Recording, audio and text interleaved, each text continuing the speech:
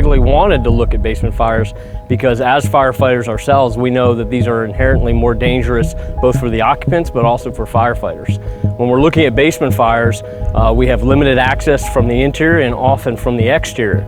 So that not only affects how we fight the fire from a fire suppression standpoint, but it also significantly impacts ventilation and the survivability of people inside the building. They can all be deadly, and they all have their own specific hazards. But we have to understand what those hazards are, what our limitations are, what tactics we can use. And the test in here clearly shows us what our best options are.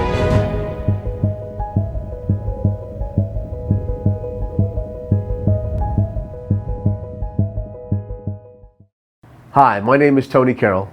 I'm a battalion fire chief with the District of Columbia Fire Department and an Eastern Region Director for the ISFSI. I have been fortunate to be involved with the basement fire study that was undertaken by ISFSI and FSRI. I am currently one of the ISFSI instructor cadre that is teaching the 8-hour class called Understanding and Fighting Basement Fires. In order to develop this class, ISFSI gathered fire chiefs, officers, and researchers that had significant experience with basement fires. In some cases, the experience was the result of line-of-duty death due to a basement fire. This video will provide you with a brief overview of the study and present some of the key findings. The tactical considerations can be summarized into 3 points. 1, the need for a thorough size-up. 2, the importance of recognizing ventilation-limited fire conditions and the need of coordinating the attack. And 3, getting water into the below-grade space quickly is needed to reduce the risk of the fire growing and transitioning to flashover. This class has 7 modules. Module 1 reviews previous basement fire research as well as basement-related line-of-duty deaths. The technical advisory panel also reviewed this information to determine the objectives of this study. Module 2 defines and discusses the types of basements based on access. Module 3 and 4 contain the science to aid in the understanding of why certain suppression methods work the way they do and how PPE works to protect firefighters from the fire environment. Module 5 covers each of the experiments in detail. Module 6 is focused on the tactical considerations, and Module 7 shows you other information resources that you can use to learn from and teach with. We have all heard of incidents where firefighters were hurt or killed while fighting a basement fire. Based on a review of basement fire incidents, 2 key hazards were identified. 1, the potential for structural collapse, and 2, firefighters getting caught in the exhaust portion of a flow path. Several studies have been conducted by UL and others examining floor collapses of both legacy and modern construction. However, only a small amount of research was conducted on the suppression component of fighting basement fires. So fighting basement fires became a key objective of this study.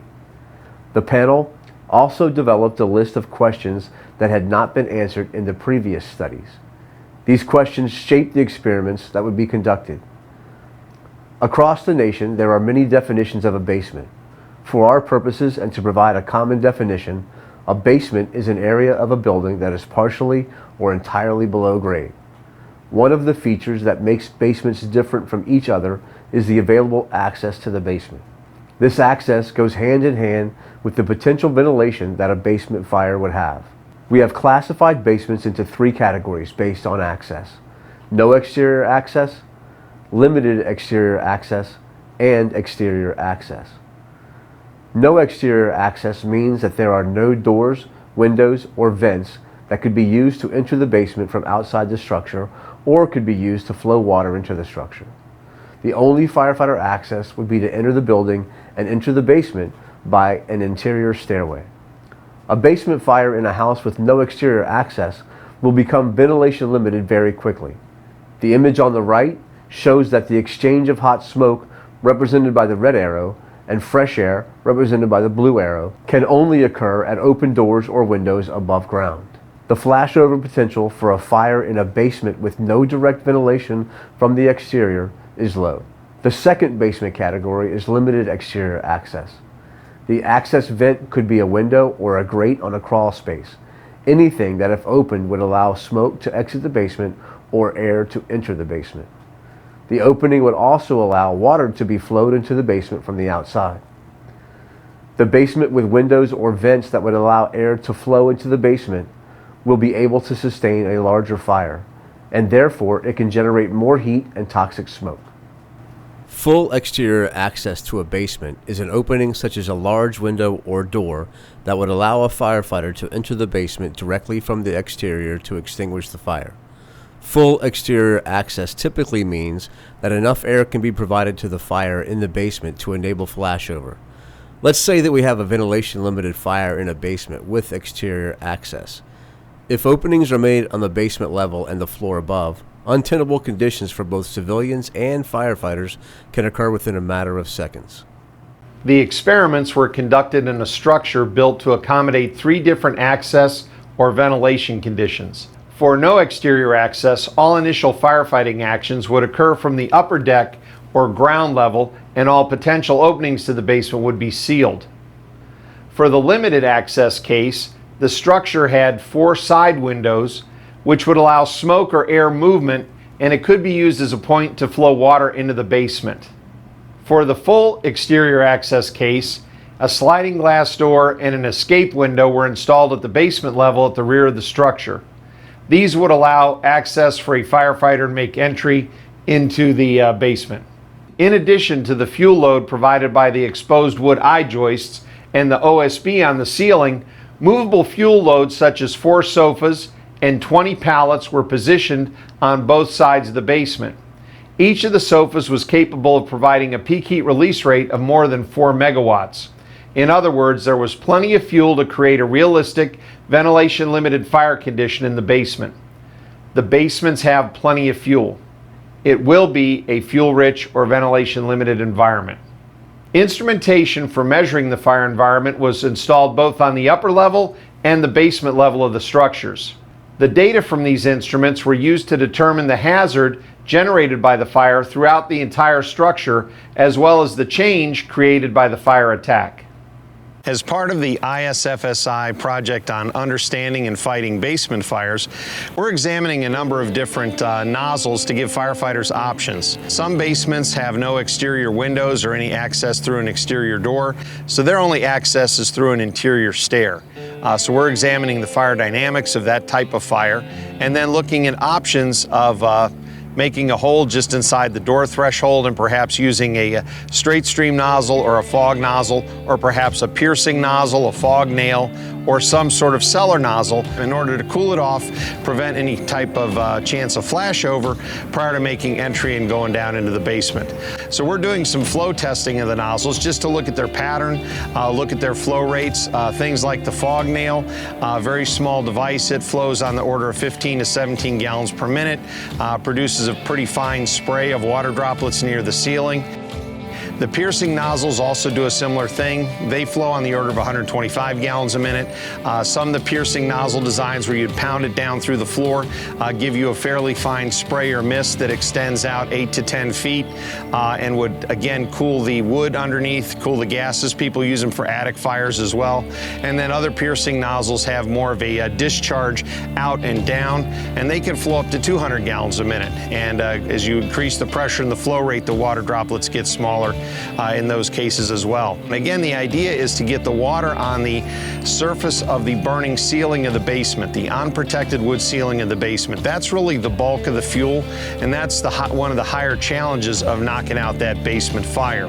We sort of have 2 different types of cellar nozzles that we're working with. One is the Bresnan distributor, which is sort of the classic cellar nozzle, and it has solid streams that emit from it and rotate around, again throwing water up and against the ceiling area to cool the wood and the floor assembly that's on fire.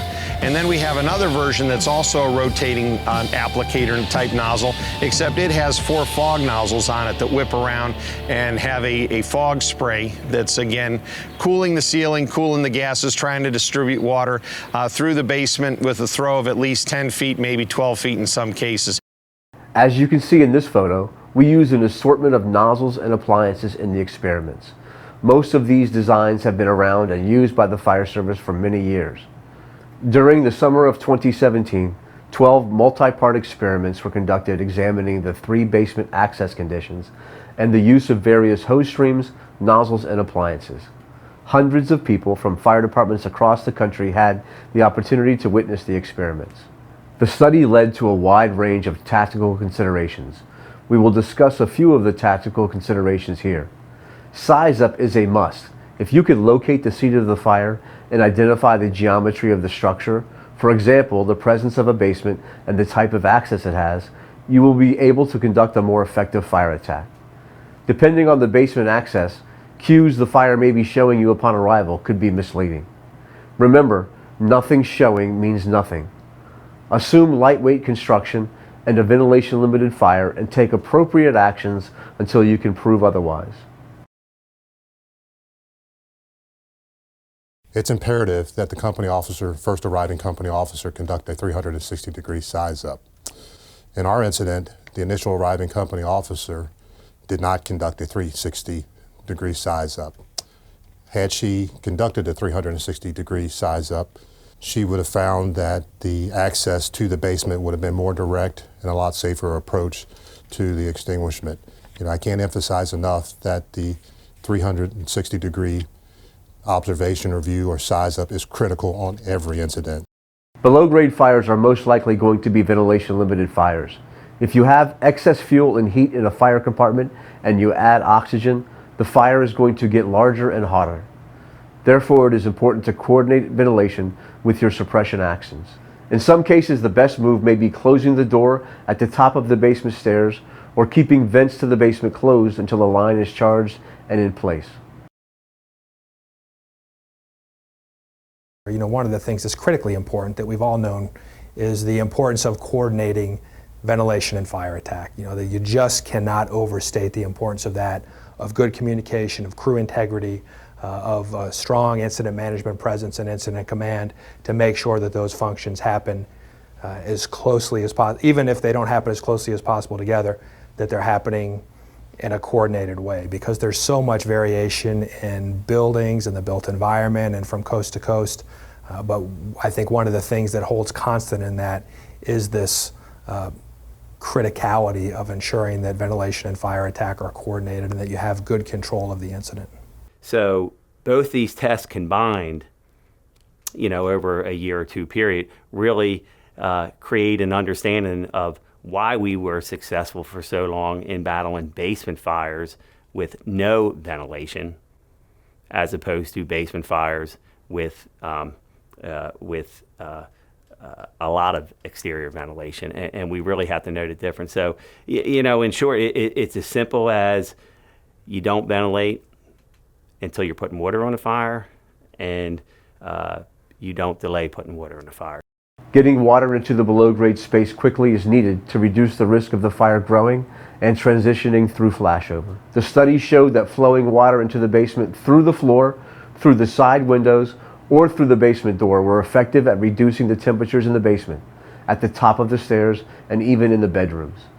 Here you can see red arrows represent fire exhaust, the green arrows are air inlets, blue arrows are water application, the purple arrows indicate data collection locations.